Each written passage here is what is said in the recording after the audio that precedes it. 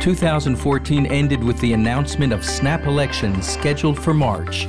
אני מאמין שאתם, אזרחי ישראל, רואים לממשלה יציבה יותר.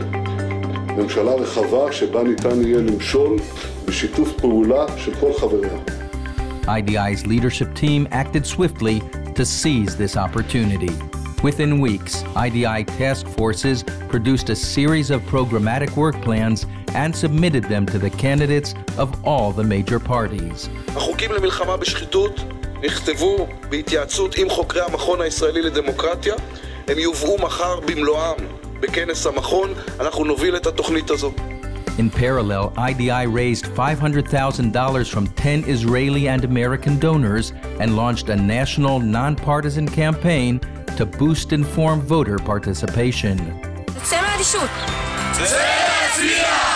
IDI's campaign reached millions of Israeli households and contributed to a rise in voter participation from 67.8% in 2013 to 72.3% in 2015. The March election marked the second time Israelis went to the polls in 2 years. The obvious governance crisis opened up an historic opportunity for reform. Following a meeting between Bernie Marcus and Prime Minister Benjamin Netanyahu, IDI President Yochanan Plesner met with Netanyahu and presented IDI's plan for electoral reform. הפתרון לזה זה לקבוע שראש הסיעה הגדולה ביותר הוא ראש הממשלה. Soon thereafter, Likud made electoral reform the central plank of the party's platform. הפוליטיקה הישראלית מתפוררת. Both the Prime Minister and the Speaker of the Knesset devoted their inaugural speeches in the Knesset to this subject. IDI is now preparing a public campaign to change the system. In February, IDI research fellow Professor Amichai Cohen submitted a legal brief to the UN Commission of Inquiry into the 2014 Gaza conflict. Cohen questioned the Commission's mandate and argued that such interventions weaken the independence of Israel's justice system. His analysis tempered the committee's findings and helped preserve Israel's legitimacy in the struggle against terrorism.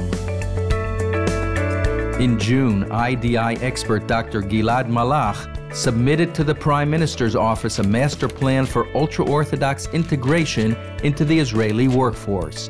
The plan, developed jointly with National Economic Advisor Eugene Kandel, calls for a major increase in government goals for Haredi employment and income levels by 2025. On June 2nd, IDI partnered with the Dov Lautman Foundation to launch the Dov Lautman Conference on Education Policy.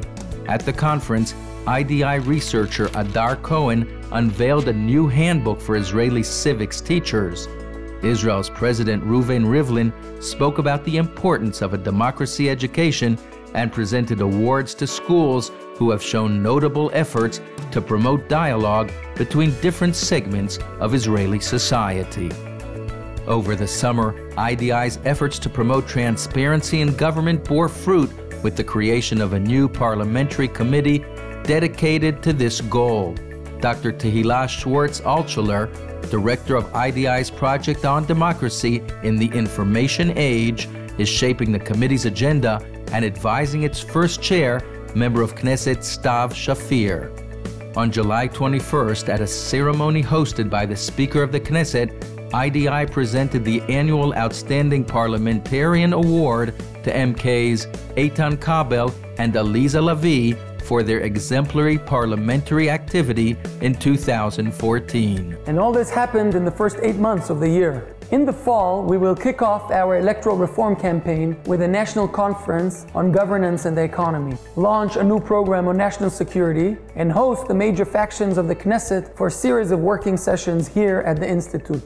I wish to thank you for your support and look forward to reporting back to you on our achievements during the months ahead.